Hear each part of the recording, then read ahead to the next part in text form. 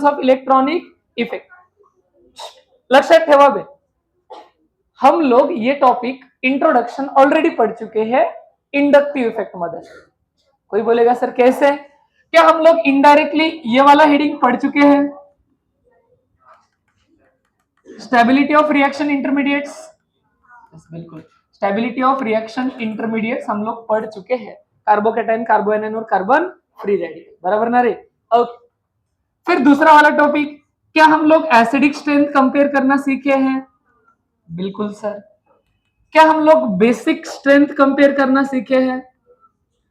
Basic strength ये भी हम लोग सीख चुके हैं.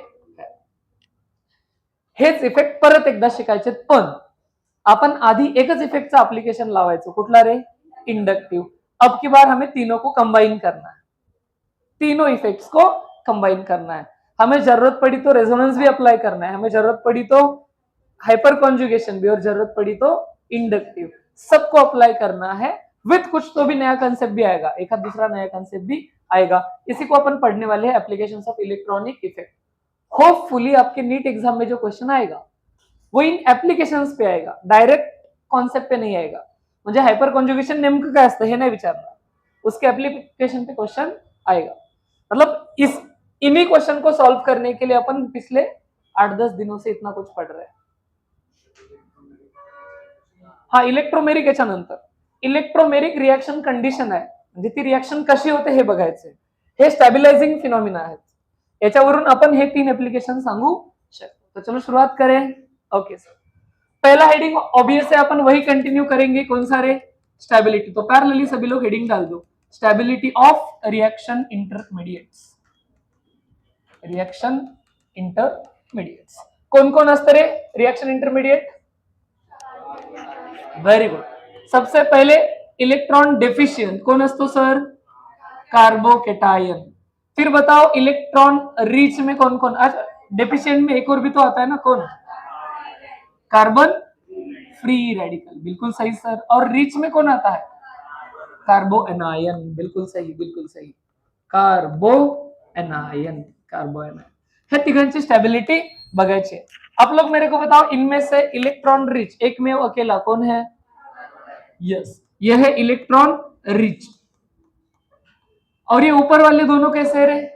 Electron deficient. इसके पास भी इलेक्ट्रॉन की कमी है बेचारे के पास, और इसमें भी इलेक्ट्रॉन की क्या है? इसके पास कमी है, तो इलेक्ट्रॉन डेफिशिएंट.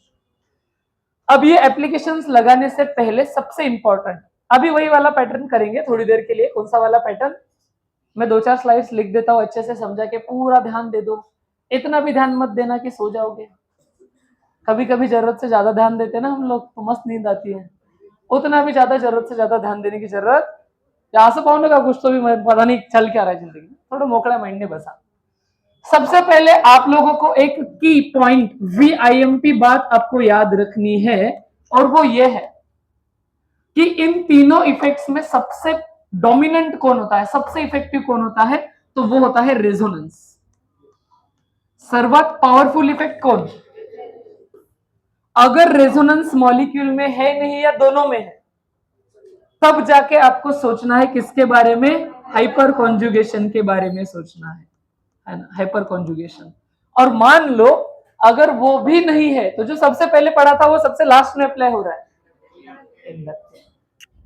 ऑलमोस्ट 80-90% केसेस में इंडक्टिव का नंबर ही नहीं आता, उसके पहले ही काम हो जाता है.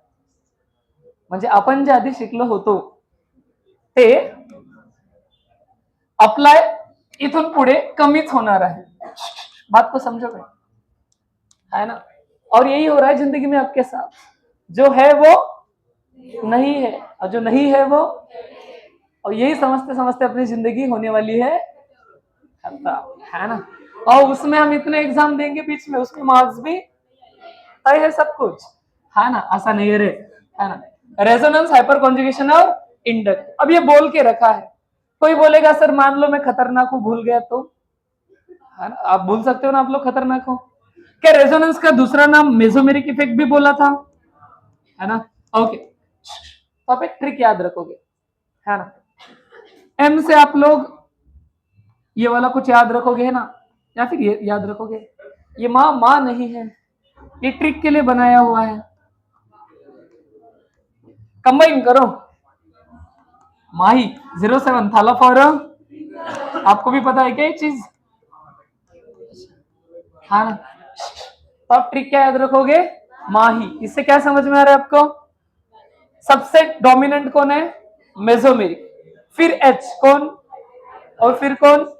अब इंग्लिश में याद रखना तो सीक्वेंस। अब यहां से आगे मैंने किसी को बोला सबसे पावरफुल कौन है? माही नहीं है वे, माही ट्रिक है वे, है ना। पावरफुल कौन है? मेसोमेरिक। फिर और फिर इंडर। अरे समझ रहा है ना? ओके। कोई बोलेगा सर मुझे रेजोनेंस ही बोलना है, तो राही बोल। हाँ हाँ ना, तो ट्रिक क्या याद रखोगे तुम लोग फिर? राही। Resonance, hyperconjugation, inductive. अरे इंपॉर्टेंट है, इसका सीक्वेंस भूलना नहीं।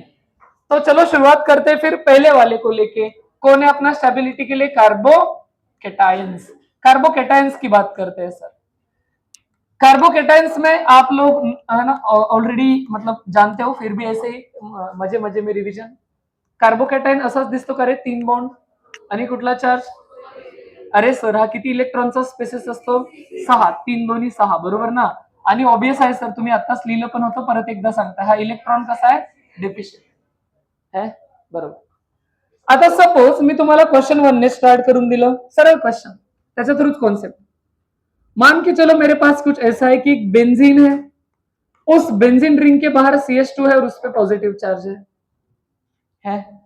फिर उसके बाद मैंने बेंजीन रिंग तो नहीं रखी, थोड़ी इनकम्प्लीट करी, उसके बाहर रखा कौन सा वाला चार्ज? Positive charge. और फिर मैंने क्या कर दिया, सिर्फ एक हेक्सागोन साइक्लोहेक्सेन रखा, उस पर लगाया पॉजिटिव चार्ज। आपको बोला कि ए बी सी में सबसे स्टेबल कौन है? ए रहेगा पक्का। क्यों लॉजिक लगाया आपने? क्या बी में रेजोनेंस नहीं है? लेकिन अब हो क्या रहा है, रेझोनन्स चार्ज को कैसे मदत करता है बघा। चार्ज म्हणजे आणि कर्ज असलं पाहिजे कमी। अब होगा क्या, double bond single bond positive charge है, तो ये वाला बॉन्ड आ जाएगा ऊपर, बरोबर है। ह्याचं कर्ज कमी झालं, लेकिन ये बेचारा मर जाएगा। बात समझ रहे हो? आगे वाले में क्या हो जाएगा, अरे तुम्हें रिंग से रेजोनेंस ले लेना, ये डबल बॉन्ड उसको स्टेबल करने के लिए सामने जाएगा, तो ये बेचारा मर जाएगा। समझ रहे हो? फिर नेक्स्ट में क्या होता होगा सर, फिर अगला वाला बॉन्ड आ जाएगा, तो ये ऑर्थो वाला मरेगा।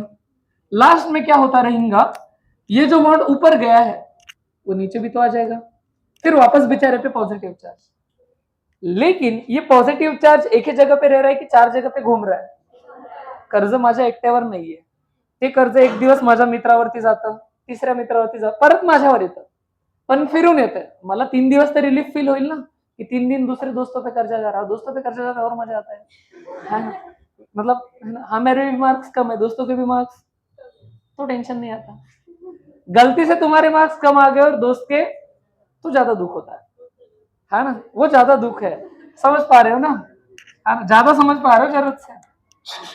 इथे बघा रे, इथे बघा, double bond single bond charge, अरे बात सही है ना, क्या इसको रेजोनेंस स्टेबिलिटी है, लेकिन कितने बार इसका कर्जा शेयर हो रहा है? अरे गप्पा नको, एकदाच होता है ना? इसका 4 बार कर्जा शेयर हो रहा है, तो 4 बार इसको रिलीफ मिल रहा है जिंदगी में, इसको रेजोनेंस है लेकिन एक ही बार है। तो नो डाउट आप लोगों ने बिल्कुल सही लॉजिक लगा के आंसर दिया था, बरोबर है। ओके, ये जो लिस्ट स्टेबल मॉलिक्यूल है, इन तीनों के कंपैरिजन में आपको बताना है कि यहाँ पे कौन सा इफेक्ट स्टेबिलिटी दे रहा है। मर गया ना थाला, मार दिया थाला को आप लोगों ने, बैठे बैठे मार दिया, डायरेक्ट इंडक्टिव। रही भी मर गई और माही भी मर गया। अरे अरे भाई साहब, डोमिनेंट कौन होता है, इंडक्टिव क्या हाइपर कॉन्जुगेशन? तो पहले उसका नाम ले लो ना, हाँ ना, तो हाइपर कॉन्जुगेशन से, हाँ नो डाउट इस रिंग का इस पे कौन सा इफेक्ट चल रहा है, पॉजिटिव इंडक्टिव, लेकिन उससे ज्यादा मेन कौन है, हाइपर कॉन्जुगेशन। इसमें पॉजिटिव रेजोनेंस है और ज्यादा है, इसमें पॉजिटिव रेजोनेंस है लेकिन कम है, इसमें सिर्फ एक अल्फा हाइड्रोजन है, एकच दिसला का सर्वांना? एक ही अल्फा हाइड्रोजन है, तो नो डाउट ये स्टेबिलिटी का ऑर्डर था। जेपा क्वेश्चन। ओके चलो और क्वेश्चंस करवाता हुआ है ना लाइन में, फिर एक साथ लिख लेंगे। दूसरा क्वेश्चन देखोगे, यहाँ पे पॉजिटिव चार्ज, रिंग कुछ ज्यादा ही गंदा आ रहा है क्या?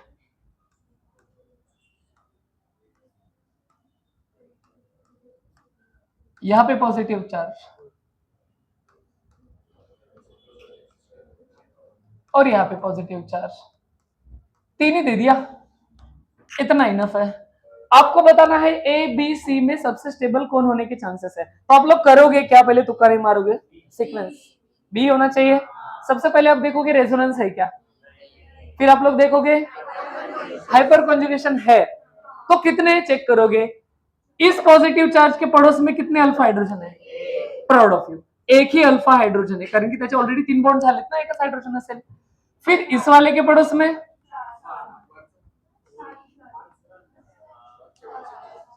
सारे काउंट करने पडेंगे।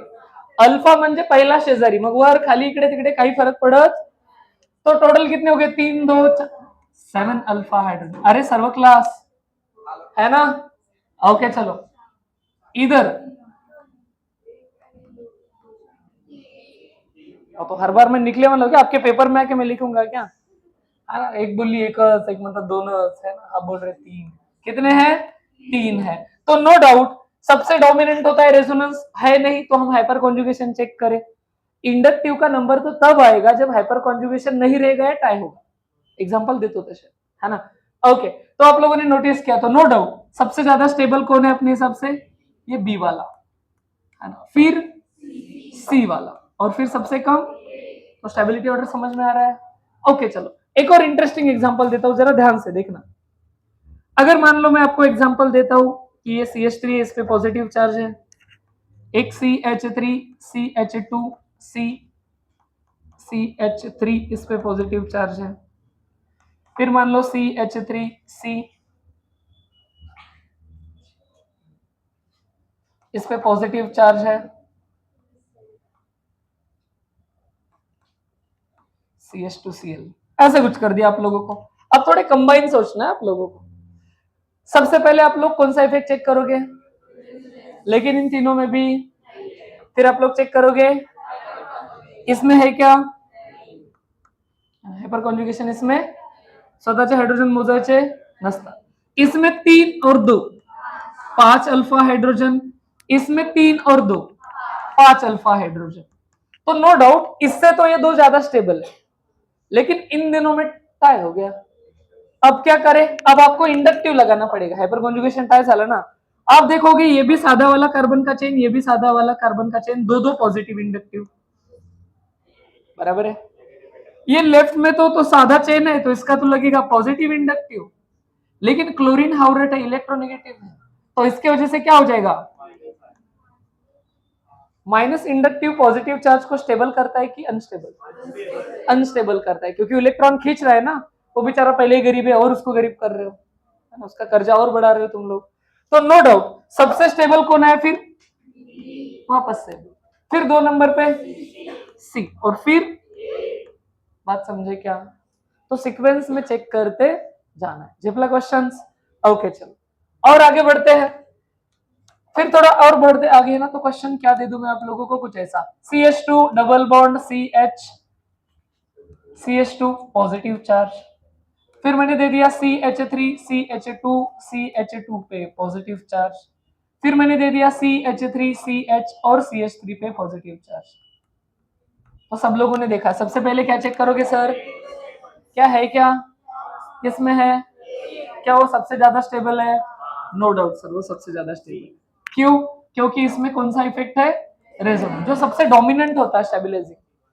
फिर आप लोग नोटिस करोगे हाइपर कॉन्जुगेशन, इसमें कितना बना, 2 अल्फा हाइड्रोजन बना, इसमें कितना बना, 6 अल्फा हाइड्रोजन बना। तो नो डाउट सबसे स्टेबल कौन होना चाहिए फिर इन दोनों में, सी और फिर बी, एकदम कॉन्फिडेंटली। ओके चलो और मान लो कुछ आगे मैं आपको लेके गया क्वेश्चन सॉल्व कराने, क्वेश्चन नंबर 5 है, पॉजिटिव चार्ज में ही देना है लेकिन टाई वगैरह ठीक है। एक नए क्वेश्चन का फॉर्मेट है, नए मतलब नीट के लिए नया है, वो एग्जाम में पहले से आ रहा है। यहाँ पे ए नाम दे दिया, यहाँ पे बी नाम दे दिया, यहाँ पे सी नाम दे दिया और यहाँ पे डी नाम दे दिया, है ऐसा कुछ दे दिया। आपको बोला है कि A B C and D अलग अलग मॉलिक्यूल ना लिख के मैंने एक में ही दे दिया और बोला कि ये क्या बियर करते हैं, पॉझिटिव्ह चार्जेस, बरोबर आहे ना, ऍट अ टाइम एक ही, म्हणजे जेव्हा ए वर पॉझिटिव्ह चार्ज आहे बाकीच्यांवरती नाही, दुसऱ्या मॉलिक्यूल मध्ये बी वर चार्ज आहे बाकीच्यांवरती नाही। तुम्हाला सांगायचंय की ह्यांच्यामध्ये स्टॅबिलिटीचा ऑर्डर काय असेल, म्हणजे कुठे लावलेला पॉझिटिव्ह चार्ज जास्त स्टेबल असेल, ए वाला का बरं, double bond single bond charge, बरोबर आहे। बी वाल्याला बघा बरं जरा डोळे उघडून,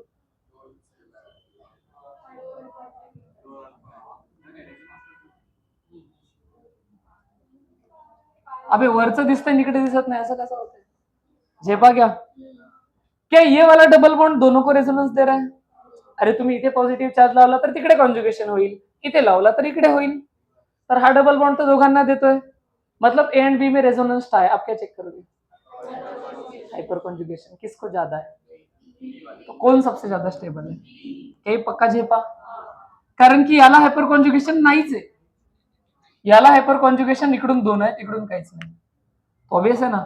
फिर इतना तो तय था क्या, क्योंकि सबसे डोमिनेंट रेजोनेंस होता है, तो इन दोनों में से आंसर था ना। आगे बताओ सी या डी, काय हो गया, सी ला पण 4 हायपर कॉन्जुगेशन, डी ला पण, अब अलग क्या चेक करोगे, सी कडून गेले तर 1 आणि 2 नंबरला डबल बॉन्ड आहे, डी कडून जरी गेले तरी, सॉरी त्याला पकडून ना, 1 आणि 2 नंबर, 1 आणि 2 नंबर सेम सेम ही आ रहा है क्या।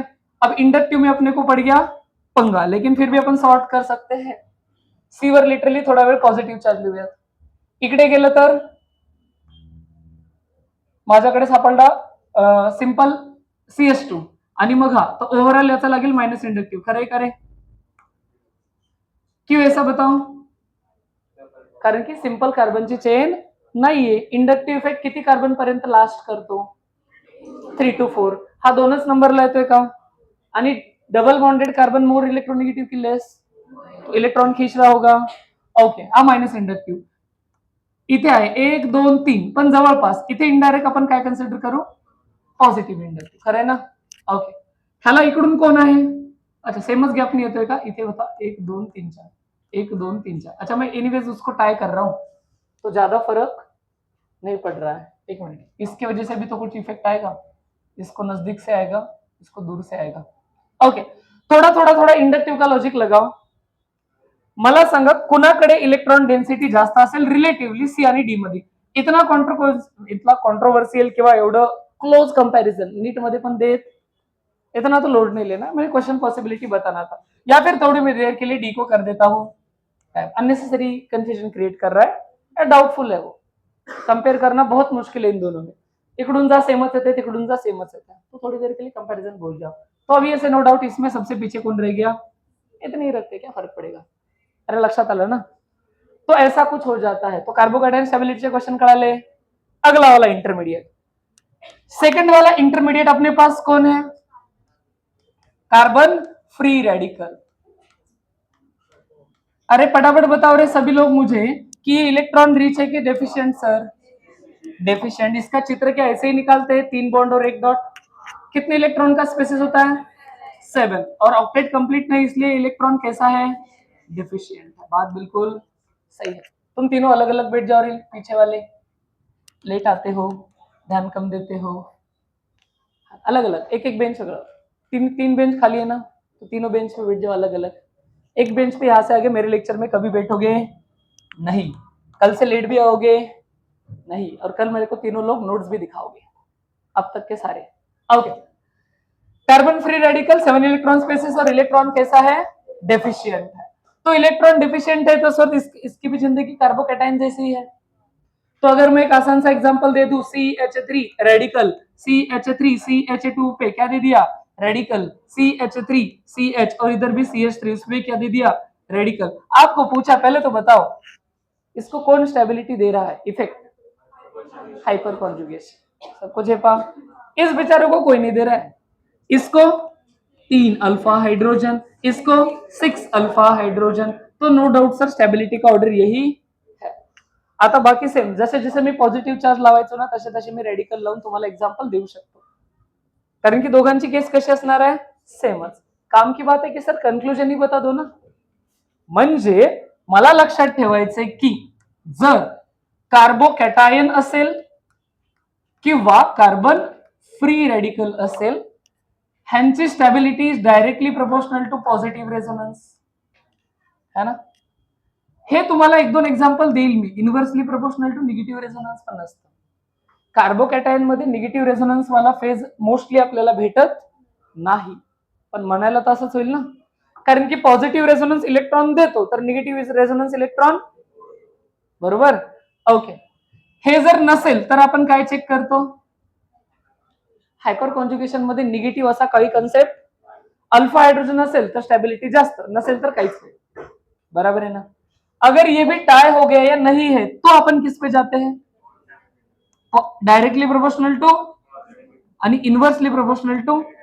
तो काय कन्क्लुजन लक्षात आहे, तो इलेक्ट्रॉन डेफिशियंट स्पेसिस साठी असं असतं. पण सर चेक करताना सर्वात पहिले आम्ही काय चेक करणार, नंतर तेही नसेल किंवा टाय झालं तर इंडक्टिव्हचा जायचं.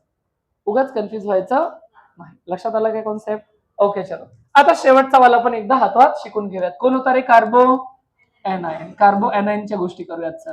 कार्बो एनायनचं जरा चित्र सांगा रे, कसं काढू मी.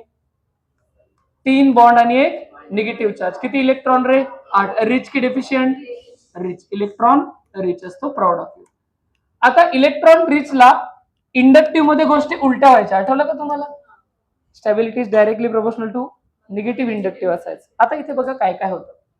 पहिलाच प्रश्न, CH2 double bond CH, single bond CH2 negative charge. त्याच्यानंतर CH3 CH2 CH2 negative charge. त्याच्यानंतर CH2 CH2 निगेटिव चार्ज. जरा ध्यान से देखो, सबसे पहले क्या चेक करोगे, रेजोनेंस किसमें है, resonance is a stabilising phenomena. तो यहाँ पे पॉजिटिव निगेटिव, यहाँ पे मैं पॉजिटिव निगेटिव कुछ नहीं लिखता तो भी ज्यादा फर्क नहीं पड़ता, क्योंकि ऐसे केसेस आपको मोस्टली मिलेंगे नहीं.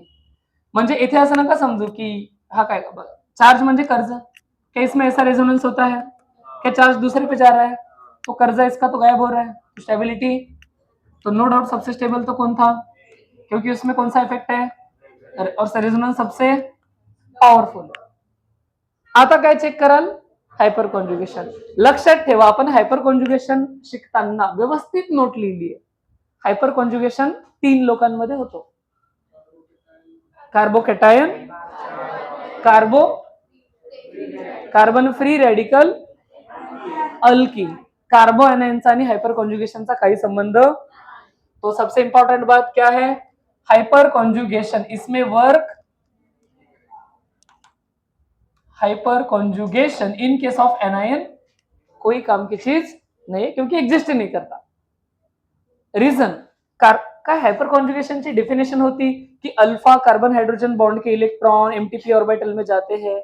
एमटीपी ऑर्बिटल तो तब रहेगा जब आपका हाइब्रिडाइजेशन sp2 था. कार्बो एनायन का हाइब्रिडाइजेशन क्या होता है, तो कौन सा पीएमटी है इसके पास, है ही नहीं ना. बघा एस म्हणजे किती असतो, 1, आणि पी म्हणजे किती असतात. अरे एस आणि पी तिन्ही गेले तर उरलं काय, तो किधर जाएंगे इलेक्ट्रॉन, हवा में थोड़ी जाएंगे, एमटीपी ही नहीं है. इसके वजह से याद रखना कि कार्बो एनायनचा आणि हाइपर कॉन्जुगेशनचा काही संबंध. तो इसका मतलब आप लोग क्या करोगे, सिर्फ सबसे पहले चेक करोगे किसको, और उसके बाद डायरेक्ट कहां पे जाओगे, इंडक्टिव. हाइपर कॉन्जुगेशन का रोल है ही नहीं.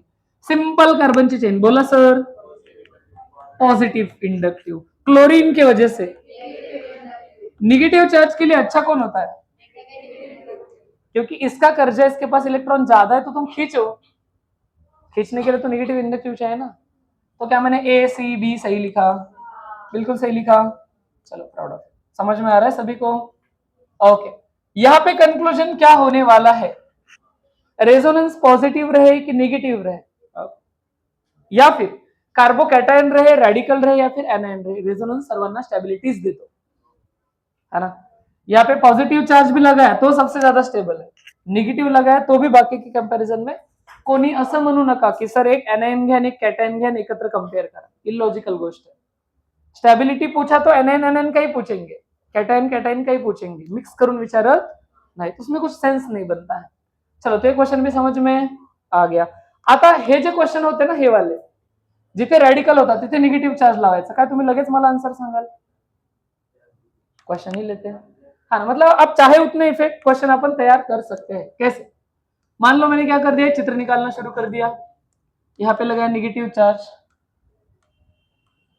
यहाँ पे लगाया निगेटिव चार्ज, यहाँ पे लगाया निगेटिव चार्ज। आपको बोला ए बी सी में स्टेबिलिटी बताओ, आपने देखा रेजोनेंस तो इसमें, हाइपर कॉन्जुगेशन वैसे भी चेक, अब चेक किसको करोगे? क्या ये सिंपल कार्बन का चेन है, लेकिन एक ही चेन अटैक है तो एक ही पॉजिटिव इंडक्टिव, इसको कितने पॉजिटिव इंडक्टिव? तीनों पॉजिटिव इंडक्टिव, क्योंकि सारे सिंपल कार्बन के चेन है। इसको कितने पॉजिटिव इंडक्टिव? अरे सर लेकिन पॉजिटिव इंडक्टिव अच्छा है कि बुरा है? अनस्टेबल कर रहा है ना, तो सबसे स्टेबल कौन हो गया? फिर और फिर ओके चलो, फिर वही मैंने काम क्या कर दिया, मान लो थोड़ा सा क्वेश्चन को अलग करने की कोशिश में कुछ ऐसा करना शुरू कर दिया, फिर मैंने एक और दे दिया जिसमें मैंने मान लो क्या कर दिया, ऐसे कर दिया, और फिर मान लो मैंने एक पूरा बेंजीन ही दे दिया। तो नो डाउट अब की बार भी आप लोग बताओगे क्या सब में रेजोनेंस है? सब में है, लेकिन इसमें सिर्फ एक है, इसमें और इसमें, तो नो डाउट सबसे स्टेबल, और फिर और ये और फिर, क्योंकि रेजोनेंस जितने ज्यादा रहेंगे उतनी देर के लिए वो निगेटिव चार्ज घूमेगा, ये एज अ पॉजिटिव इंडक्टिव जाएगा। कैसे पता है? पॉजिटिव चार्ज कोई बाहर आ रहा था ना, ये नीचे जाएगा, ये ऊपर जाएगा, इधर निगेटिव आएगा, झेपतेगा तुम्हारा, फिर वो नीचे जाएगा, ये आगे जाएगा, यहाँ पे निगेटिव, कुछ भी हो जाए चार्ज घूम तो रहा है ना, जितना घूमेगा ज्यादा लोगों में उतना इसके पास कम आएगा और इसकी स्टेबिलिटी बढ़ेगा। अरे झपलं का? कंक्लूजन, ओके, कंक्लूजन की बात करो सर तर आपण म्हणूयात की in case of carbanion, in case of carbanion हम लोग देखेंगे कि stability is directly proportional to resonance. अब जानबूझ के यहाँ पे पॉजिटिव नेगेटिव मेंशन नहीं करते, होता है वैसे टेक्निकली माइनस रेजोनेंस और प्लस रेजोनेंस ऐसे होना चाहिए, लेकिन ये उतना वैलिड बनता नहीं है। तो जैसे मैंने उधर निगेटिव रेजोनेंस को कट किया था, इधर क्या कर देता हूं मैं, पॉझिटिव्ह रेझोनन्स। रेझोनन्स फक्त बघायचं सोप्या भाषेत, असेल तर स्टेबिलिटी आहे। फिर उसके बाद डायरेक्टली क्या देखोगे, उसमें अच्छा कौन होता है और बुरा कौन होता है, क्या बात पहले भी अपन बात कर चुके हैं, जहां तक समझ में, तो नोट छपना शुरू करते। पहला एप्लीकेशन कळालं सर्वांना? ओके चल, तो अलग क्या सीखा रहे आज अपन ने, थाला फॉर अ रीजन, है ना। अपन ने नया क्या सीखा, थाला फॉर अ रीजन।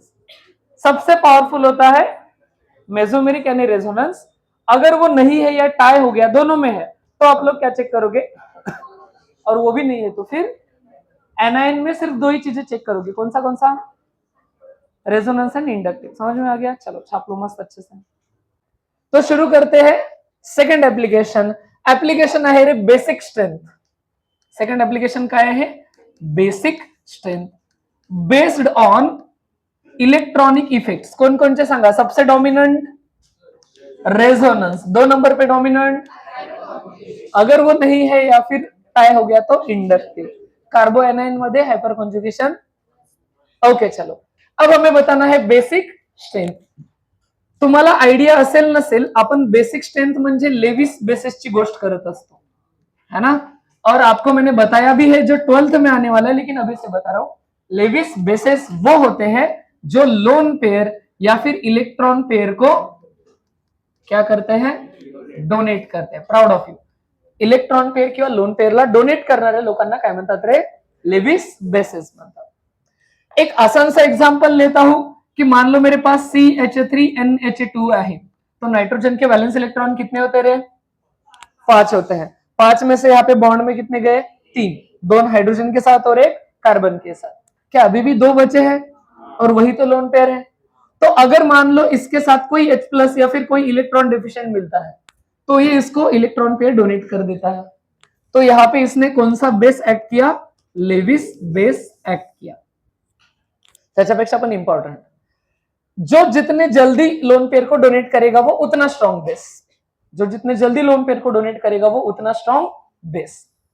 तो यहां पे मैं बात कर रहा हूं, जैसे सीधा एग्जांपल से शुरुआत कर देता हूं। एक नॉर्मल NH3 था, यहाँ पे भी 3 बॉन्ड और एक लोन पेयर है, और एक CH3NH2 था, यहाँ पे भी 3 बॉन्ड और एक लोन पेयर है, बरोबर। पण तुम्ही बघाल, अच्छा पहली बात, इफेक्ट्स के सोचते हैं, क्या इन दोनों में रेजोनेंस है? नहीं, रेजोनेंस का कोई संबंध। फिर मैंने पूछा क्या है इसमें हाइपर कॉन्जुगेशन, तो आप बोलोगे सर ये तो कार्बोकैटायन नहीं है, कार्बन फ्री रेडिकल भी और अल्कीन भी, तो इसमें हाइपर कॉन्जुगेशन चेक करना लॉजिकल। म्हणजे बेसिक स्ट्रेंथ मध्ये हायपर कॉन्जुगेशनचा रोल जसा कार्बो एनायन मध्ये नव्हता तसा लोन पेयर मध्ये पण रोल नसतो, पहली बात। दूसरी बात, अब रेजोनेंस नहीं है तो बचा कौन? इंडक्टिव।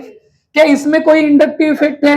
नहीं है। इसमें सिंपल कार्बन का चेन पॉजिटिव इंडक्टिव है, पॉजिटिव इंडक्टिव इलेक्ट्रॉन डोनेटिंग होता है, अगर इसने इलेक्ट्रॉन डोनेट किए तो इसके इलेक्ट्रॉन बढ़ेंगे, इलेक्ट्रॉन बढ़ गए तो जल्दी डोनेट करेगा, तो ऑब्वियस है ये वाला ज्यादा बेसिक रहेगा। तो लोन पेयर वाले ग्रुप के पड़ोस में जितने ज्यादा इलेक्ट्रॉन डोनेटिंग ग्रुप रहेंगे उतनी ज्यादा बेसिसिटी रहेगी, बेसिक स्ट्रेंथ रहेगी। लक्षात राहील का? ओके, चलो एग्जांपल्स करवाता हूं, सीधे एग्जांपल्स। CH3NH2 CH3NHCH3। ओके, तुम्हाला हे कळालं का रे? याला प्रायमरी अमाइन म्हणतात आणि समोरच्याला काय म्हणतात? कारण की व्हेरी गुड, प्राऊड ऑफ, कारण की अमाइन्सच्या केसमध्ये असं असतं की नायट्रोजन किती कार्बनला अटॅच आहे, हा नाइट्रोजन एकाला अटैच है तो प्राइमरी है, हा नाइट्रोजन दोघांना अटैच है तो सेकेंडरी है। ओके, बढ़िया बात सर, ये भी समझ में आ गया। कौन अच्छा बेस है? बी वाला, प्राउड ऑफ यू। याला फक्त एकच पॉझिटिव्ह इंडक्टिव्ह आणि याला 2 positive inductive. Positive inductive again अच्छी बात तो है क्योंकि इलेक्ट्रॉन डोनेट करता है, पण याच्याकडे इलेक्ट्रॉन डेंसिटी जास्त है तर हा लवकर डोनेट करेल, है ना। ओके, एक इंटरेस्टिंग एग्जांपल देता हूं, शायद से तुम लोग फंस जाओगे, शायद से तुम लोग इसमें फंस जाओगे, आंसर देने में फंस जाओगे। हाँ। मेरे पास 2 मॉलिक्यूल है, मैंने बोला क्या लगता है कौन अच्छा बेस है? ए वाला अच्छा बेस है और बी वाला अच्छा बेस। रीजन रेजोनेंस है, और रेजोनेंस सबसे डोमिनेंट होता, बरोबर। तरी सुद्धा what could be the region? समझो बात को, आप लोगों ने बहुत अच्छे से बताया कि सर इसमें रेजोनेंस है, बरोबर ना। NH2, अरे आपको NH2 यहाँ पे पॉजिटिव रेजोनेंस है कि निगेटिव? प्राउड ऑफ यू, जिसके पास लोन पेयर होता है वो, ये खुद पॉजिटिव रेजोनेंस है, लेकिन ये बेंझीन रिंग उसके लिए, हा NH2 रिंग साठी कसा आहे? कारण की तो देतोय पण हा घेतोय पण ना, अगर ये दे रहा है तो। दूसरी ट्रिक, किसी ग्रुप के सामने एक एटम है जो आगे डबल बॉन्ड से अटैच है, वो तो निगेटिव्ह रेझोनन्स का आहे ना हिंट। म्हणजे जसा NH2 या रिंग साठी पॉझिटिव्ह रेझोनन्स आहे, इनडायरेक्टली ही रिंग त्याच्यासाठी, म्हणजे त्याचे इलेक्ट्रॉन तर कमी करते।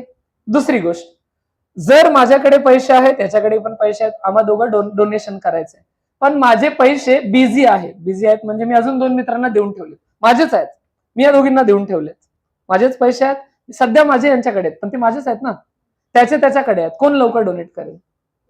यांना मागितलं ते कल्टी मारतील, है ना, उद्या देतो सर जरा इमर्जन्सी आहे, पुढच्या वेळेस देतो, है ना, काइंड ऑफ ऐसे होता है ना। ऐसे ही कुछ है, बात समजो।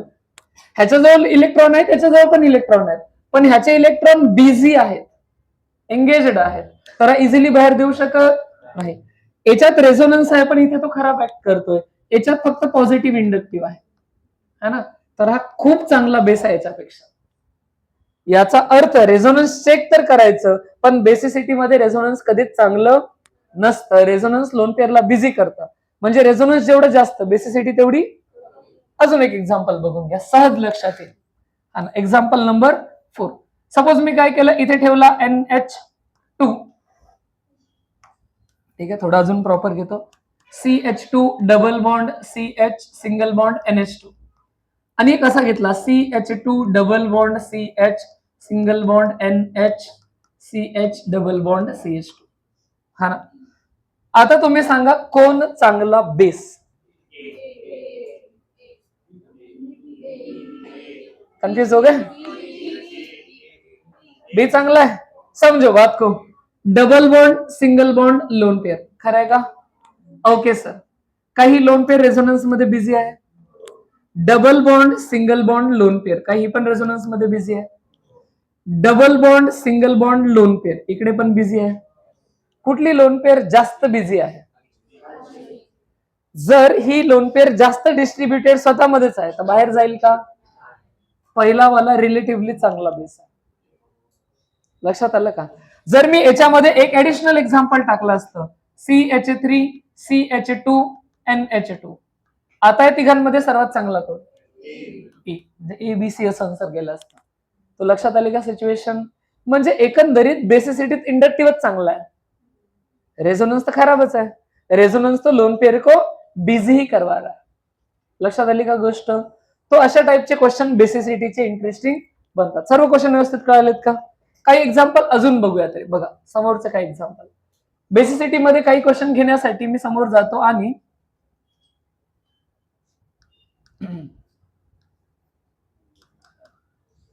असं वगैरे घेऊन टाकतो.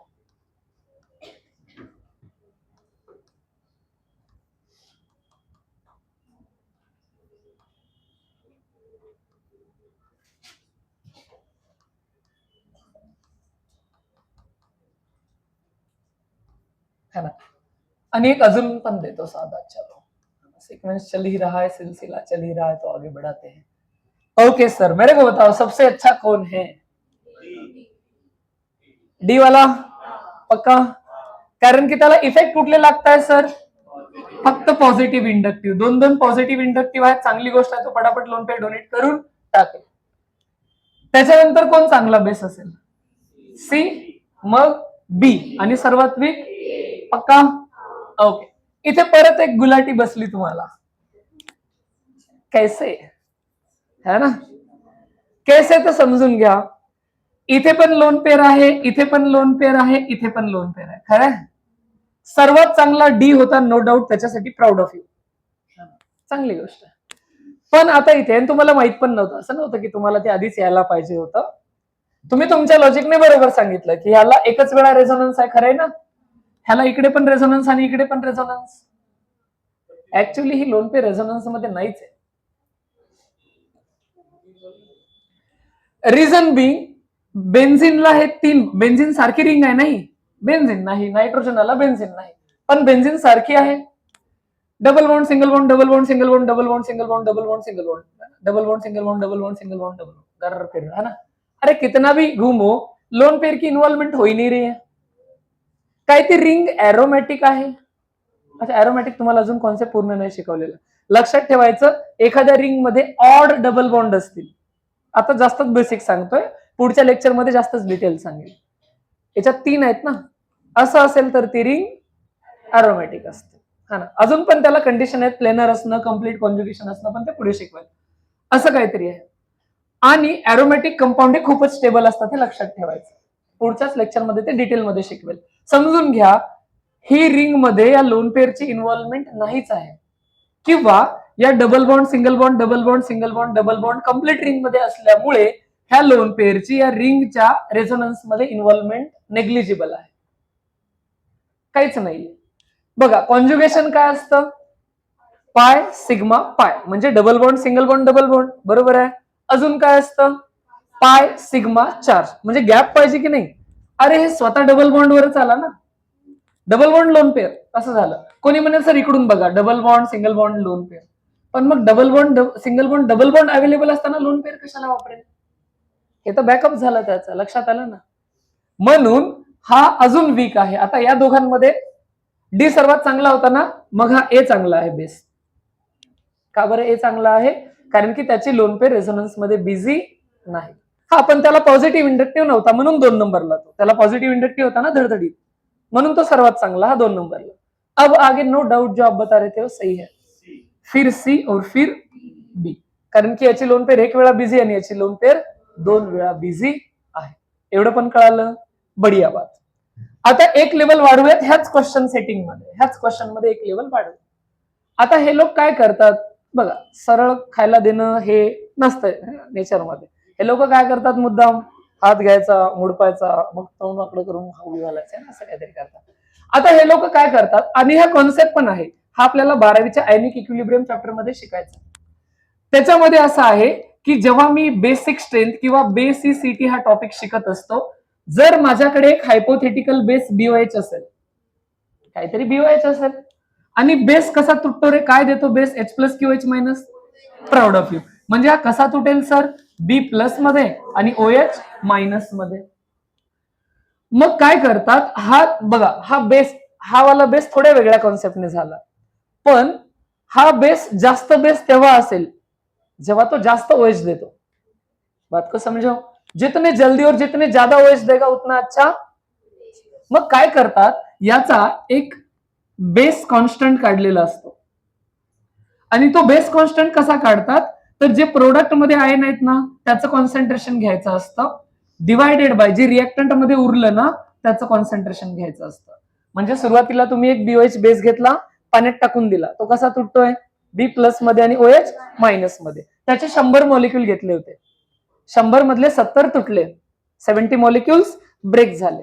आता उरले किती BOH चे, 30 मॉलिक्यूल.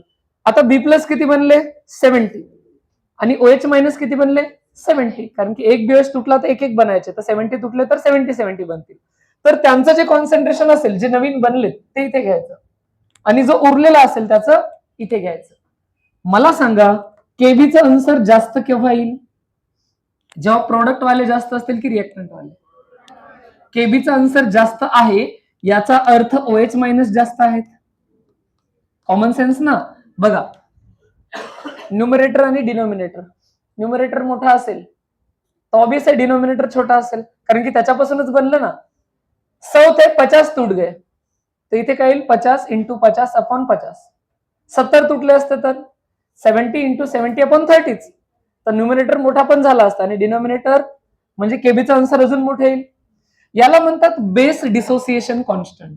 बेस डिसोसिएशन कॉन्स्टंट असा शब्द देत असतात या केबीला. जेवढा केबी जास्त, कॉमन सेन्स आहे, तेवढे OH जास्त.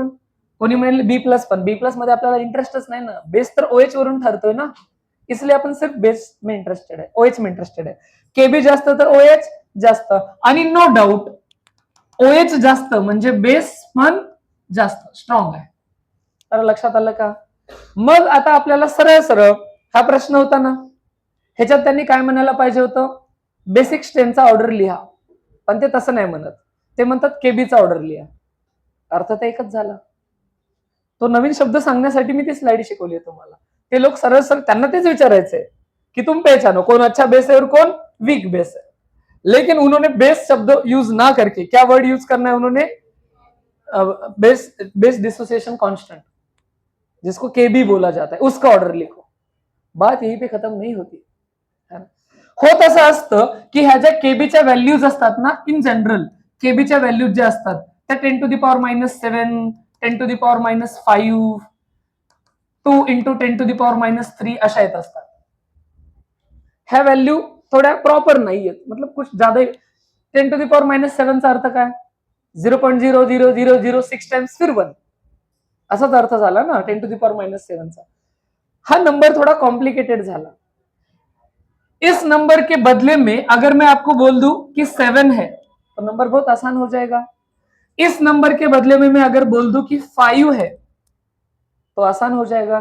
म्हणजे नंबर लाईनवर 10⁻⁷ हा थोडा अवघड आहे इमॅजिन करणं, पण 7 आणि 5 हे नंबर कसे आहेत, एकदम सोपे आहेत, सॉर्टेड आहेत, 10च्या आतमध्ये आहेत वगैरे जे काय असं काहीतरी. मग याच्यासाठी काय केलं जातं, हा जो केबी आहे त्याच्याऐवजी एक पी केबी काढला जातो. केबी ऐवजी काय काढला जातो, पी केबी. आणि पी केबी काढायचा डायरेक्ट फॉर्म्युला असा दिलाय, -log⁻10 ऑफ केबी. काय फॉर्म्युला दिलाय, -log⁻10 ऑफ केबी. फिजिकल में जाना पड़ रहा है थोड़ा सा, लेकिन अभी समझ लो. का बरं हा फॉर्म्युला असाच का दिला. आपले नंबर असे यायचे प्रैक्टिकली, तुम एक बेस को लो, पानी में डालो, H+O- टूटेगा, फिर आप प्रोडक्ट का कॉन्सेंट्रेशन लोगे, डिवाइडेड बाय रिएक्टेंट करोगे, इतना घटिया सा आंसर आएगा. ये भी ठीक है, 2.3 × 10⁻⁻11. कॉम्प्लिकेटेड हो रहा है ना बहुत. असं काहीतरी. इस नंबर को शॉर्ट नंबर में कन्वर्ट करना है.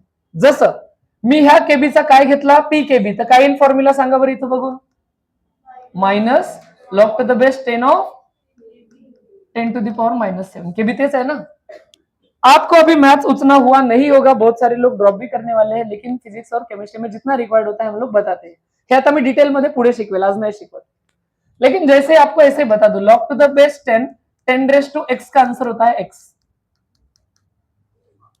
मतलब एक डायरेक्ट फॉर्म्युला है, कन्वर्जनचा फॉर्म्युला, जिसका म्हणजे असं असं सो अँड सो घ्यायचं सोप्या भाषेत. 2 चा स्क्वेअर घेतला तर आन्सर काय येतं, त्याला सॉल्व्ह करतो ना आपण. तसं काही XYZ पद्धतीने सॉल्व्ह केलं तर फॉर्म्युला क्या है, लॉग टू द बेस 10च्या डोक्यावर जे असेल ते आन्सर असतं. म्हणजे लॉग 10 ने 10 कट होत असतं सोप्या भाषेत, 10 नीचे आ जाता है. तो आता मला सांगा, मी मुद्दाम इथे माइनस घेतलंय, खरं आहे ना. इथे मी मुद्दाम काय घेतलंय, माइनस, क्योंकि मेरे को पहले ही पता था इसका आंसर माइनस में आ रहा था. इसका आंसर प्लस में आता तो मैं यहाँ पे प्लस ही रखता. कळालं ना, त्यांनी मुद्दाम तसा फॉर्म्युला का घेतला. आता पुढची गोष्ट, ह्याचा आन्सर काय येईल सांगा मग, 7. कारण की जे 10च्या डोक्यावर असतं ते ऍज इट इज खाली येतं. हा -7 ऍज इट इज खाली येईल, पण हा मायनस मल्टिप्लाइड बाय मायनस काय जाईल, प्लस. मग मला सांगा ह्याचा आन्सर काय येईल, KB2 चं. याला म्हणूयात KB1, तर याला PKB1.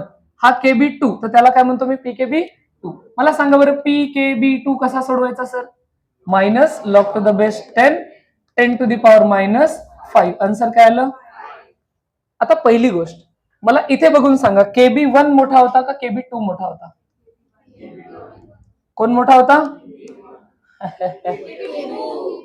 तुम लोग काती लोग, KB2 मोठा आहे ना, पक्का. कारण की निगेटिव्ह मध्ये जेवढं छोटं तेवढा नंबर मोठा असतो, झिरोच्या जवळ असतो ना तो. निगेटिव्ह में जितना बड़ा हो जाओगे, झिरो से दूर जा रहे हो माइनस में. अरे बरोबर ना. तुम्हाला -5 मार्क पडले आणि -7 पडले, तर कधी जास्त पडले, आता जास्त समजलं ना.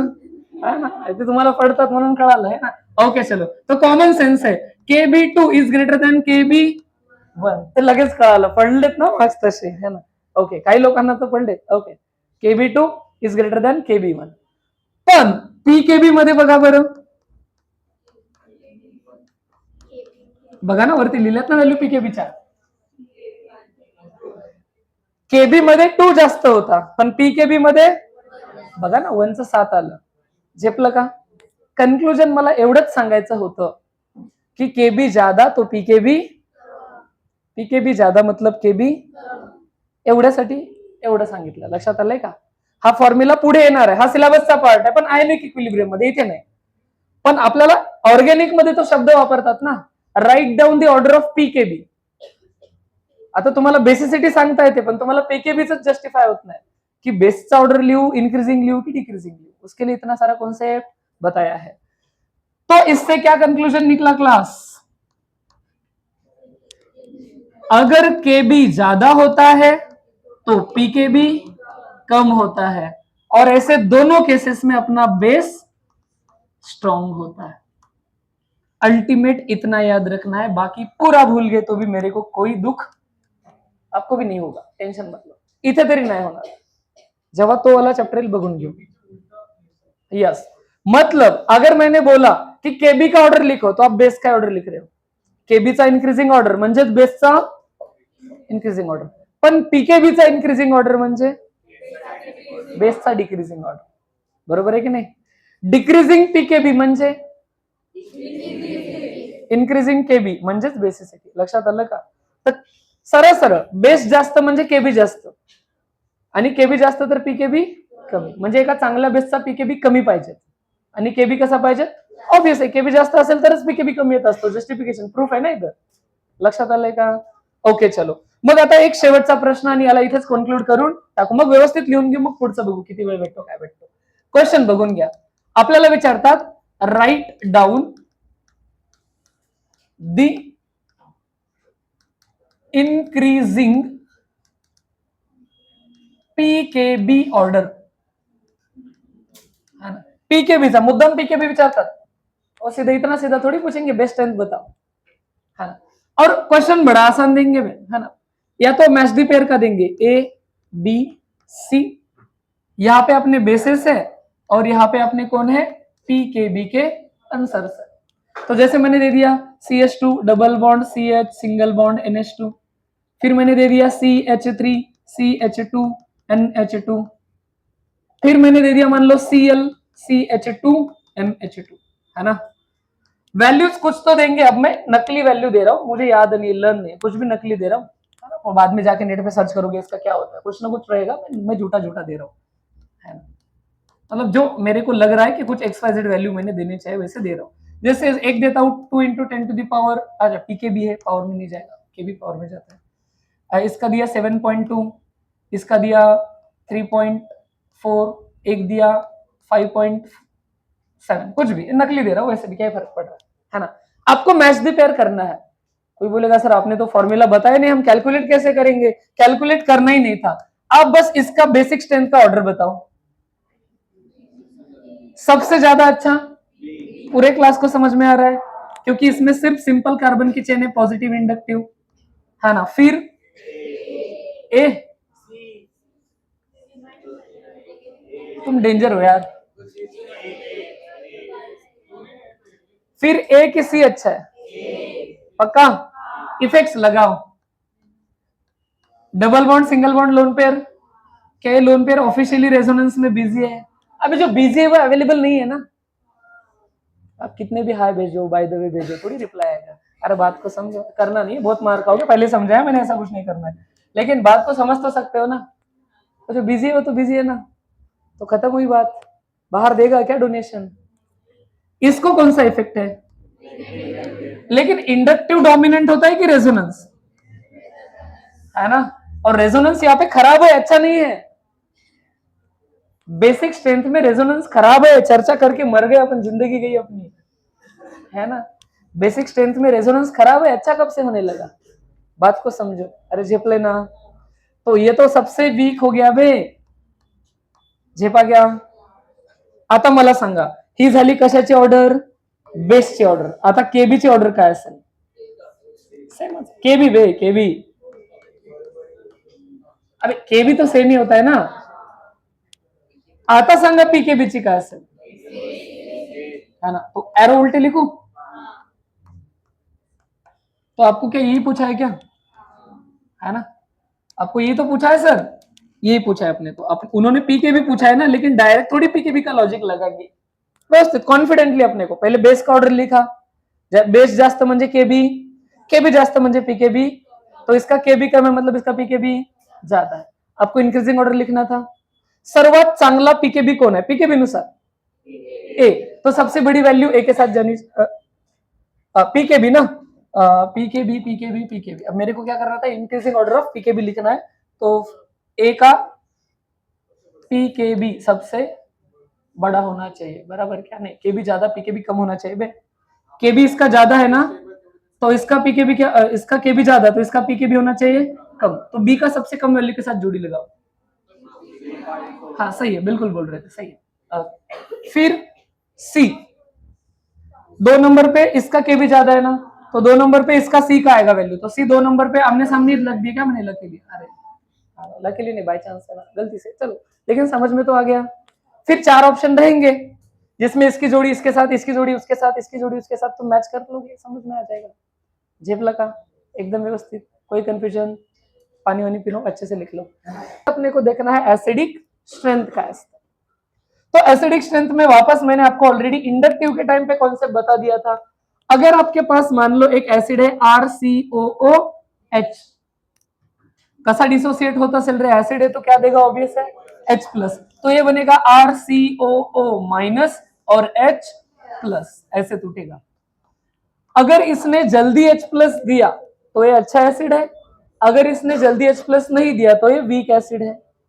और ये अपन इसको देख के चेक कर रहे थे, इसको अपन ने एक नाम दिया था, वेरी गुड, कॉन्जुगेट बेस। एक एसिड जब H+ को लूज करता है तो H+ को छोड़ के जो बचता है वो उसका कॉन्जुगेट बेस है। अगर ये कॉन्जुगेट बेस ठीक ठाक स्टेबल है, अगर इसकी स्टेबिलिटी ज्यादा, तो ये जल्दी H+ लूज करेगा, तो H+ जो लूज हो जाएगा वो भी क्या हो जाएगा, ज्यादा। काय कॉन्सेप्ट आहे, जर याची स्टॅबिलिटी जास्त तर तो लवकर H+ लूज करेल, देअरफॉर तो कसा ऍसिड असेल, रिलेटिव्हली स्ट्रॉंग ऍसिड असेल आणि आपल्याला कम्पेअर करायचं असतं दोघांमध्ये. सेम लॉजिक था कि एक शेवटी मी क्वेश्चन पण घेतला होता जैसा एग्जांपल नंबर 1. अगर मान लो मेरे पास HCOH है मिथेनोइक एसिड और मेरे पास CH3COH है मतलब इथेनोइक एसिड, तर आपण व्यवस्थित बघितलं सर हा ऍसिड आहे तर याने काय दिलं पाहिजे सर H+ आणि O- उरेल आणि इथे पण सर याने जर H+ दिलं तर इथे पण काय उरेल O- उरेल. मागच्या वेळेस मी जाणून बुजून तुम्हाला अर्धाच कॉन्सेप्ट सांगितला होता. अर्धा कॉन्सेप्ट म्हणजे काय, याच्यामध्ये काही इंडक्टिव्ह नसतो कारण की हायड्रोजनचा रोल काहीच नाही, पण याच्यामध्ये कुठला इफेक्ट नसतो, पण इंडक्टिव्ह पेक्षा पण डॉमिनंट कोण आहे, पण हायपर कॉन्जुगेशन एनायन मध्ये वर्क करतं का, म्हणजे काय चेक करायचं. असल मध्ये जर मी व्यवस्थित स्ट्रक्चर काढलं तर COO- is something like this, बरोबर की नाही, आणि COO- is something like this. मग मला सांगा या दोघांमध्ये एक इफेक्ट आहे जो टाय होतोय, रेझोनन्स. ह्या दोघांचा निगेटिव्ह चार्ज आधी रेझोनन्स स्टॅबिलाइज आहे पण तो दोघांचा पण आहे. मग आपण दुसरा इफेक्ट बघितला कुठला, इंडक्टिव्ह. हा इंडक्टिव्ह रेझोनन्स याच्यामध्ये पण आहे, रेझोनन्स याच्यामध्ये पण आहे, टाय झाला तर आपण दुसरा इफेक्ट बघतो हायपर कॉन्जुगेशन, पण तो एनायन मध्ये नसतो. मग आपण तिसरा इफेक्ट बघतो कुठला, इंडक्टिव्ह. पण हा पॉझिटिव्ह इंडक्टिव्ह आहे ज्याच्यामध्ये नाहीये, एनायन साठी पॉझिटिव्ह इंडक्टिव्ह खराब आहे, तर ऑब्वियस आहे हा वरचा जास्त स्टेबल असेल म्हणून तो चांगला ऍसिड असेल, तो स्ट्रॉंग ऍसिड असेल. ह्याचं कन्क्लुजन काय रे बाबांनो, HCOOH methanoic acid is stronger acid than CH3COH ethanoic acid. झेपला एकदम व्यवस्थित. ओके चलो वेगळे एक्झाम्पल्स देऊन बघतो. सपोज मी तुम्हाला एक्झाम्पल दिलं CH2 double bond CH single bond OH हे वाला दिलं आणि एक दिलं CH3, पुढे लक्ष द्या बे, CH2OH. तुम्हाला विचारलं काय रे, बघून सांगा मला काय वाटतं तुम्हाला. हे दोन्ही अल्कोहोल आहेत, खूप स्ट्रॉंग ऍसिड तर नसतात पण स्लाइटली ऍसिडिक असतात, H+ देतात. कोण चांगला ऍसिड असेल, ए वाला गॅरंटीने. आपण कॉन्सेप्ट काय लावणार सर, जर ऍसिड असेल तर CH2 double bond CH single bond O- आणि H+ देईल. आणि तुम्ही लगेच नोटीस केलं हा जो निगेटिव्ह चार्ज आहे तो double bond single bond charge resonance stabilize आहे, आणि रेझोनन्स स्टॅबिलाइज आहे म्हणजे खूपच स्टेबल आहे ना. जर हा खूपच स्टेबल असेल तर नो डाऊट है ना, हा जर स्टेबल असेल तर हा चांगला ऍसिड असेल. ह्याच्या केसमध्ये काय होईल सर, CH3 CH2 O वरती काय रे माइनस, आणि बाहेर कोण जाईल. आप लोग ध्यान से देख पा रहे हो क्या कि हा तर सिंपल कार्बनचा चेन आहे, हा कुठला इफेक्ट लावतोय, अरे सर ये तो खराब आहे ना, पॉझिटिव्ह इंडक्टिव्ह निगेटिव्ह चार्ज साठी खराब आहे. त्याचं कर्ज आहे की त्याचे इलेक्ट्रॉन जास्त आहेत, तुम्ही कमी करा, देऊ नका त्याला. लक्षात आलं ना, तर नो डाऊट हा this is much better acid than this, बरोबर आहे. ओके एवढंच नाही, एक क्वेश्चन जो सीईटीचा PYQ नीट मध्ये तरी डायरेक्ट नाही आलेला, CH3 single bond CH3 CH2 double bond CH2 CH triple bond CH. तुम्हाला प्रश्न असा विचारला होता की order of acidic hydrogens, order of acidic hydrogen सांगायचं होतं. ऍसिडिक हायड्रोजन म्हणजे H+ मध्ये जाणारा, ऑब्वियस आहे ना, ऍसिड H+ देतो, तर ऍसिडिक हायड्रोजन म्हणजे कसा, जो H+ मध्ये जाऊ शकतो, ह्याच्यामध्ये जाईल त्याच्यामध्ये जाईल की त्याच्यामध्ये जाईल, असा कॉन्सेप्ट होता, बरोबर आहे. आपण जागेवर कॉन्सेप्ट लावूयात रे, जर हा ऍसिड असेल तर H+ जाईल आणि C- उरेल, हा जर ऍसिड असेल तर एक H+ जाईल आणि CH- उरेल. हा जर ऍसिड असेल, ऑलमोस्ट नसतोच, एक H जाईल आणि CH2- उरेल, खरं आहे की नाही, एकच H जाईल. आता तुम्ही बघाल की ज्याचा कॉन्जुगेट बेस स्टेबल तो चांगला ऍसिड, ज्याचा स्टेबल नाही तो वीक ऍसिड. मग ह्या लॉजिकने जर तुम्ही बघाल याचं हायब्रिडायझेशन काय होतं रे पूर्वी, सिंगल बॉन्डेड sp3, मला सांगा बरं हा डबल बॉन्डेड sp2 आणि हा ट्रिपल बॉन्डेड sp, असंच तर होतं ना, बिलकुल असंच होतं. मला सांगा रे इलेक्ट्रोनिगेटिव्हिटी ऑर्डर काय असतो, proud of you, sp sp2 sp3 असा असतो. ज्याची इलेक्ट्रोनिगेटिव्हिटी जास्त तो जास्त इलेक्ट्रॉनला अट्रॅक्ट करतो. काय आपण स्टॅबिलिटी ऑफ रेझोनन्स स्ट्रक्चर मध्ये शिकलोय की negative charge is more stable on more electronegative atom. बघा ते चार्ज सेपरेशन वाला होतं तेव्हा आपण शिकून ठेवलं होतं. तर त्या लॉजिकने negative charge is more stable on more electronegative atom. बरोबर आहे की नाही? मग नो डाऊट ही ऑर्डर असेल. म्हणजे ट्रिपल बॉन्डेड कार्बनचा हायड्रोजन इझिली लूज होऊ शकतो दॅन डबल बॉन्डेडचा हायड्रोजन दॅन सिंगल. सिंगलचा तर होतच नाही, ऑलमोस्ट नसतोच, डबल आणि सिंगलचा होतच नाही. पण आता आपण जबरदस्ती कम्पेअर करतोय, तर आपल्या कॉन्सेप्टनुसार हा लवकर H प्लस देईल, हा थोडासा द्यायचे चान्सेस आहेत, हा ऑलमोस्ट देणारच नाही किंवा सर्वात कमी देईल. लॉजिक कसं लावलं आपण? H प्लस काढून जो कॉन्ज्युगेट बेस उरतो त्याची स्टॅबिलिटी चेक करायची. बरोबर आहे का? ओके, चलो अजून इंटरेस्टिंग क्वेश्चन्स जे 12th मध्ये पण तुम्हाला आताच येऊन जातील. हा ना, 4 बघा, बेन्झिनच्या डोक्यावर OH लावलं, काय बोलतात रे? फिनॉल बोलतात सर, है ना. मी एक फिनॉल दिला. आता काय केलं, या फिनॉलला एका वेळेस त्याच्या पॅरा पोझिशनला OCH3 असा ग्रुप लावला. OCH3 अवघड वाटत असेल, अजून सोपा NH2 ग्रुप लावतो, तुम्हाला है ना रिलेट करायला सोपं पडेल. आणि ह्याच फिनॉलला ज्याच्या इथे OH आहे त्याच्या पॅराला एकदा लावून टाकतो नायट्रो ग्रुप, NO2 ग्रुप. बरोबर आहे? तुम्हाला विचारलं काय रे, बघून सांगा ऍसिडिक स्ट्रेनची ऑर्डर काय असेल. What you people think? बघा, H प्लस इथलाच जाईल, मग हा जर H प्लस गेला तर हा काय उरेल, हा जर H प्लस गेला तर काय उरेल, आणि हा पण H प्लस गेला तर काय उरेल. अरे सर, हे सर्व तर रेझोनन्स स्टॅबिलाइज आहे, double bond single bond charge, पण रेझोनन्स स्टॅबिलाइज तर सर्वच आहेत. आता वेगळं काय ते चेक करावं लागेल, हा ना. आता तुम्ही बघाल तर हा NH2 आणि NO2 ह्या रिंग साठी रेझोनन्स इफेक्ट आहे. NH2 कुठला रेझोनन्स असेल? Proud of you. कळतंय की नाही रे? पॉझिटिव्ह रेझोनन्स रिंग मध्ये इलेक्ट्रॉन देतो का सर? आणि रिंगच्या कुठे कुठे आणि कोणता चार्ज आणतो? ऑर्थो आणि पॅराला पॉझिटिव्ह रेझोनन्स आहे. इलेक्ट्रॉन वाढताना दिसताय ना बघा, हा जर इथे गेला तर हा पुढे जाईल ना, मग निगेटिव्ह चार्ज आणतो कुठे कुठे? ऑर्थो आणि पॅराला. बेन्झिनला इलेक्ट्रॉन रिच बनवतोय. जर हा खालून बेन्झिनला इलेक्ट्रॉन देत असेल तर बेन्झिन वरचे इलेक्ट्रॉन नाही उडणार किंवा कमी उडेल. बेन्झिन जेवढी इलेक्ट्रॉन डिफिशियंट असेल तेवढ्या निगेटिव्ह चार्ज साठी चांगले. का बरं? हा जेवढा इलेक्ट्रॉन डिफिशियंट असेल त्याच्याकडून इलेक्ट्रॉन उडेल, आम्ही इलेक्ट्रॉन उडलं तर तो स्टेबल होतोय, त्याचा चार्ज कर्ज आहे ना, ते कर्ज तुम्हाला काय करायचंय? कमी करायचंय. सेम. आता मला सांगा, तुम्हाला आठवतो का नायट्रोचा स्ट्रक्चर असा असतो? मग कुठला इफेक्ट असेल? Proud of. लक्षात आलं ना? जर बेन्झिनला एखादा ग्रुप असेल जो पुढे डबल बॉन्डला अटॅच असेल तर तो कुठला रेझोनन्स असतो? निगेटिव्ह. आणि निगेटिव्ह रेझोनन्स तर रिंग मधूनच इलेक्ट्रॉन ओढतो, खरं आहे ना? कुठे कुठे चार्ज येतो? बेन्झिन इलेक्ट्रॉन रिच झाली की डेफिशियंट झाली?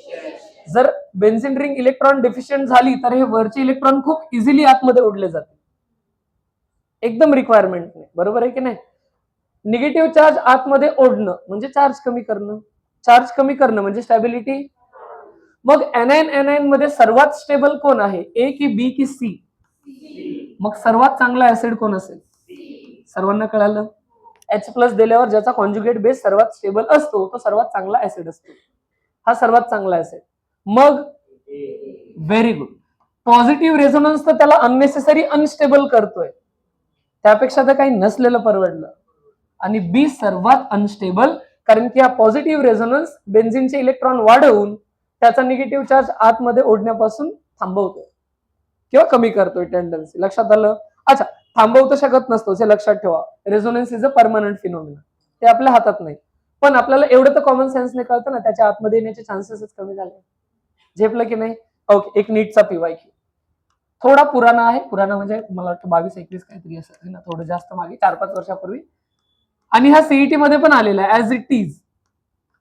हा परत फिनॉल आहे, सिंपल फिनॉल. मग काय केलं होतं? फिनॉल पण त्याच्या ऑर्थोला नायट्रो ग्रुप लावला होता. मग अजून एक फिनॉल दिला होता, फिनॉल, त्याच्या मेटाला नायट्रो दिला होता. मेटाला एक असा होता ज्याच्या दोन्ही ऑर्थो आणि एक पॅरा,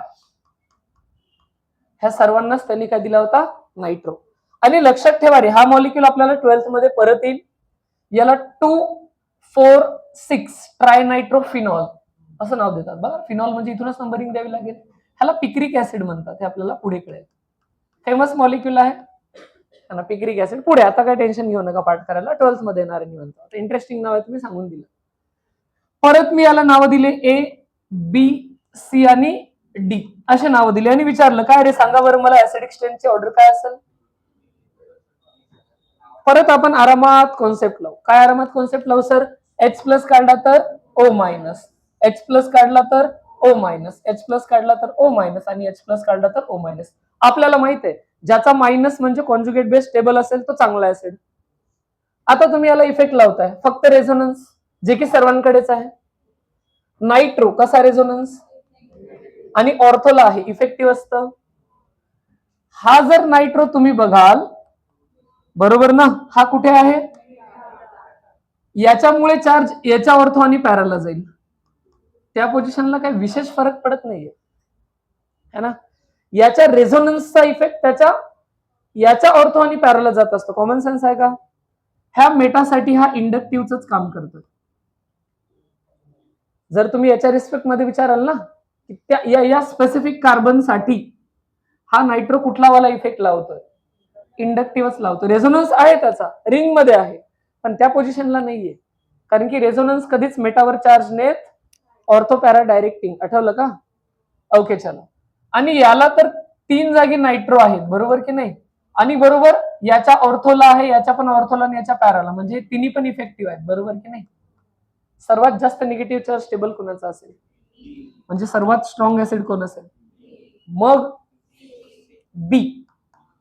का बरं? तो नायट्रो ऑर्थो आणि पॅराला असणं जास्त महत्वाचं आहे. लक्षात आलं का? कारण की ऑर्थो बघा ना, या नायट्रोमुळे त्याच्या ऑर्थोला आणि पॅराला पॉझिटिव्ह चार्ज असेल.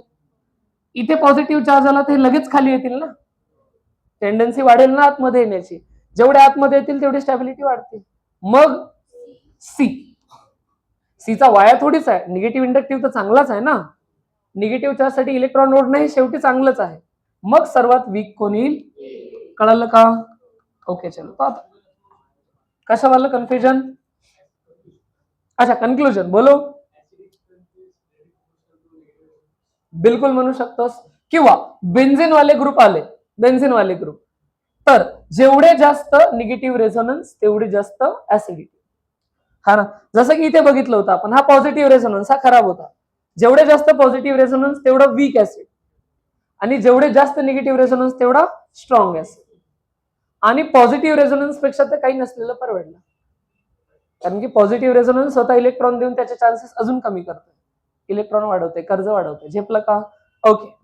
पण एवढे असून सुद्धा नीटचं किंवा कॉम्पिटेटिव्ह एक्झामचं मन भरत, ते लोक तुम्हाला सरळ नाही म्हणत ऍसिडिटीचा ऑर्डर लिहा.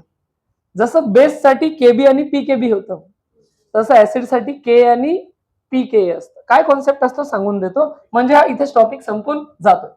लक्षात घ्या रे, के ए आणि पीके ए काय असतं हे आपण बघूयात, आणि काय हे टर्म्स आहेत आणि याच्यात कन्क्लुजन काय आहे हे परत येणार आहे क्लास 12 मध्ये. तरी मी सांगून देतो, आपल्या मॉड्यूल मध्ये प्रश्न आहे. जर माझ्याकडे एक ऍसिड असेल RCOOH, कसा तुटेल सर? RCOO मायनस आणि H प्लस. मग मी जसं काल म्हणलो होतो बेससाठी बेस डिसोसिएशन कॉन्स्टंट असतो, तसा ऍसिडसाठी ऍसिड डिसोसिएशन कॉन्स्टंट असतो, आणि त्याला काय म्हणतात सर? तर त्याला के ऑफ ए म्हणतात, constant of A, acid dissociation constant. आणि याचा आन्सर कसं लिहिण्याची पद्धत आहे, तर कॉन्सन्ट्रेशन ऑफ प्रोडक्ट, एक इक्विलिब्रियम नावाचा चॅप्टर आहे त्याच्यात हे खूपच येतं. Concentration of products multiplication divided by concentration of reactants असं काढायचं असतं. आता तुम्ही कॉमन सेन्सने सांगा, के एचा आन्सर कधी जास्त येईल रे? जेव्हा कोण जास्त बनेल? H plus. म्हणजे हे जर जास्त बनले तर हे पण जास्तच बनतील, म्हणजे न्यूमरेटर मोठा असावा आणि डिनॉमिनेटर छोटा, तर के चा आन्सर जास्त येईल. के चा आन्सर जास्त म्हणजे H प्लस जास्त, H प्लस जास्त म्हणजे स्ट्रॉंग ऍसिड. तर मग आता इथून कन्क्लुजन. आता हे झालं के ए. तुम्हाला आठवलं ना पी के ए कसं काढत असतील? Minus log to the base 10 of K. बरं सर असाच का फॉर्म्युला घेतला? मी कालच लॉजिक सांगितलं ना लास्ट लेक्चर मध्ये. आपला लॉजिक असं सांगितलं की के च्या ज्या व्हॅल्यू यायच्या ना ते याचे 10⁻³ बरोबर. जर हा Ka आला तर त्या हिशोबाने Pk काय येईल सांगा बरं. 3 येऊन जाईल. काय लॉजिक होतं कळालं. कारण की Pk चा फॉर्म्युला असतो -log⁻10 of Ka म्हणजे 10⁻³ मी थोडंसं सांगितलं होतं log⁻10 10⁻x चा आन्सर x असतं. मग log⁻10 -3 चा आन्सर -3 असेल तर -3 मल्टिप्लाइड बाय -+3 होऊन जाईल. कोणता नंबर सोपा आहे रे, -3 की 3? हे सोपं झालं ना, म्हणून ते तसं घेतलेलं आहे. कम्पेअर करायला सोपं होतं म्हणून ते Pk काढण्याची पद्धत आहे. पण इथून कन्क्लुजन हे आहे, कालचं आठवलं असेल तर, की जर तुम्हाला एक स्ट्रॉंग ऍसिड शोधायचा आहे, स्ट्रॉंग ऍसिड असण्यासाठी Ka ची व्हॅल्यू कशी असावी आणि Ka ची व्हॅल्यू जास्त असेल तर Pk ची व्हॅल्यू, म्हणून Pka कसा पाहिजे असतो, कमी पाहिजे असतो. हे कन्क्लुजन मेन आहे. म्हणजे मला सांगा, त्यांनी म्हणलं K चा इन्क्रीजिंग ऑर्डर लिहा, याचा अर्थ ऍसिडचाच इन्क्रीजिंग ऑर्डर लिहा. पण त्यांनी म्हणलं Pk चा इन्क्रीजिंग ऑर्डर लिहा, ऍसिडचा डिक्रीजिंग ऑर्डर लिहा. लॉजिक झेपलं. तरी सुद्धा असे प्रश्न जेव्हा येतील तेव्हा कन्फ्युज व्हायचं नाही. तुम्ही तुमचा नॉर्मल कॉन्सेप्ट, जसा हा प्रश्न आला आणि म्हणले याचा काय करा, तुम्ही Ka चा ऑर्डर लिहा, Ka चा. तुम्ही आधी ऍसिडचाच ऑर्डर लिहायचा. सिंपल साधं लॉजिक. आधी Ka चा विचारच नाही करायचा. प्रश्न आला की तुम्ही मस्त Ka चा आन्सर नाही, ऍसिडिक स्ट्रेनचा आन्सर हे आलं. मग मला सांगा, जो ऍसिड स्ट्रॉंग त्याचा Ka जास्त म्हणजे Ka चा ऑर्डर हाच झाला, D B C A. पण ते कधी कधी जाणून बुजून म्हणतात Pka चा ऑर्डर लिहा. आता ए ला पुढे लिहा, नाही तर एरो उलटे काढा, दोघांचा अर्थ एकच झाला ना. मग तुम्ही जशाच तसं लिहून एरो रिव्हर्स करा, कारण की ज्याचा Ka कमी त्याचा Pka जास्त. मग त्या हिशोबाने ऑर्डर काय झाला आता, A C B D. लक्षात आले का. कधी कधी क्वेश्चन मध्ये काय करतात, सपोज हे 3 आहेत ना, 3 व्हॅल्यू देतात, म्हणजे याला नाव दिलं A B आणि C. तर काय करतात, इथे A आहे, इथे B आहे आणि इथे C आहे, यांचे चित्र इथे आहेत सपोज, आणि इथे 1 आहे, इथे 2 आहे आणि इथे 3 आहे. ह्याच्या व्हॅल्यू देतील कशाच्या, सपोज Pk च्या व्हॅल्यू देतील. याची देतील 2, याची देतील 3.4 आणि याची देतील 5.7 वगैरे. मॅच द पेअर करा. तुम्ही काय करायचं, याचा आपण ऑर्डर लिहिलाय ना, ह्याचा ऑर्डर काय सांगा, CAB. ह्याचा ऑर्डर आहे CAB. सी हा स्ट्रॉंग ऍसिड आहे म्हणजे त्याचा K जास्त म्हणजे Pk. सर्वात कमी कोण आहे, सर्वात 2, हे 2 सॉरी, हे 2 मी समजतो हे 2 कसे म्हणले. ओके चलो, म्हणजे 1 सोबत जोडी लागली, खरं आहे की नाही सर. ओके, नंतर कोण आहे A, मग कोण येईल 3.4 म्हणजे 2 सोबत जोडी, आणि मग कोण येईल म्हणजे 3 सोबत जोडी. असा ऑप्शन तुम्ही शोधायचा. असे ऑप्शन देतात ना एबीसीडी मध्ये परत, की सी ची A सोबत, A ची 2 सोबत आणि B ची 3 सोबत जोडी. तर तुम्ही ते तसं ओळखायचं. झेपलं का कसं येत असतं, एकदम क्रिस्टल क्लियर. चलो, तो ये भी इफेक्ट यहाँ पे हो गया खत्म. फटाफट लिखते हैं नोट्स.